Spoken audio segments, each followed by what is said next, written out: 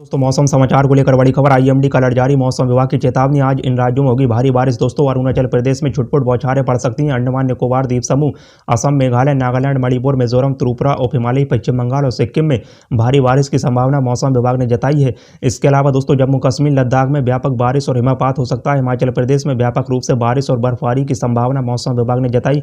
उत्तराखंड में छुटपुट बौछारें और हिमपात का अलर्ट जारी किया गया है। इसके अलावा दोस्तों पंजाब के कुछ हिस्सों में बारिश और बर्फबारी का भी अनुमान जताया गया है। अंडमान निकोबार द्वीप समूह, अरुणाचल प्रदेश, उप हिमालयी पश्चिम बंगाल, सिक्किम में छिटपुट बारिश और गरज के साथ छींटे पड़ने की संभावना जताई गई है। हिमाचल प्रदेश, जम्मू कश्मीर, लद्दाख के कुछ जगहों पर बारिश और बर्फबारी की संभावना मौसम विभाग ने जताई है। तो दोस्तों डेली और मौसम के ताजा अपडेट जानने के लिए हमारे इस यूट्यूब चैनल को अभी सब्सक्राइब कीजिए।